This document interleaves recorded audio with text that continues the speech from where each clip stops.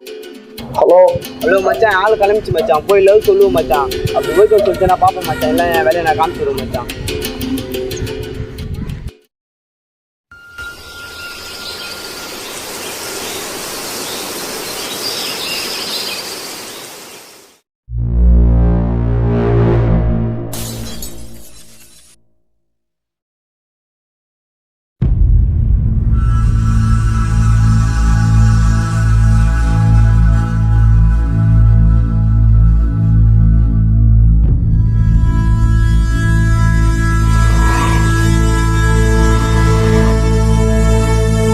அண்ணா அண்ணா நிறுத்துங்கண்ணா.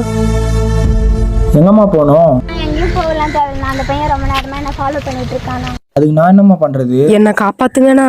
இதான் நீங்கள் பண்ணுற பெரிய தப்பு. அவன் ஃபாலோ பண்ணுறான்னு தெரிஞ்சோ நீ பயந்து போகிறல. அதான் உன்னை ஃபாலோ பண்ணுறான்னு தெரியல. கீழே எவ்வளோ பொருள் இருக்குது அதை எடுத்துன்னு போயிட்டு அவனை கேட்கலாம்ல. அதேமாரி அவன் என்ன பண்ணா நீ போயிட்டு அவங்ககிட்ட சண்டை போட அந்த பொருளை வச்சு. நானே ஒரு பொண்ணு, அவனை எப்படி நான் போய் கேட்க முடியும், அடிக்க முடியும்? அம்மா காரு ஃப்ளைட்டு பைக் இதெல்லாம் ஓட்ட தெரியுது. ஸ்போர்ட்ஸில் கலந்துன்னு சாம்பியனு கோல்டு மெடல்ஸ் தான் அடிக்கிறீங்க. ஒவ்வொரு டைமும் பாய்ஸுக்கு கேர்ள்ஸ் ஈக்குவல்னு ப்ரூவ் பண்ணுறீங்க. இதெல்லாம் பண்ண தெரியுது. ஒரு பையன் ஃபாலோ பண்ண வந்தால் அவனை தட்டி கேட்க தெரியாதா? இருந்தாலும் நான் ஒரு பையனை எப்படி நான் போய் கேட்க முடியும்?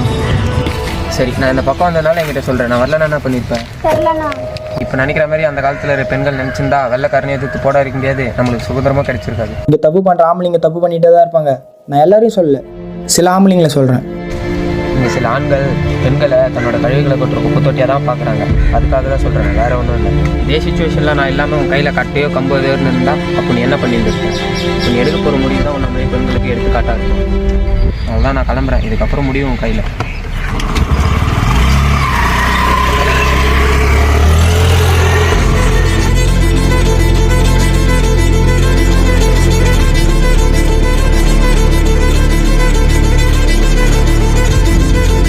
எதுக்கு என் பின்னாடியே வந்துட்டு இருக்க? உனக்கு என்னதான் பிரச்சனை? எதுக்கு நான் உன் பின்னாடி நீ தான் உனக்கு எனக்கு இதெல்லாம் பிடிக்காது. என் பின்னாடி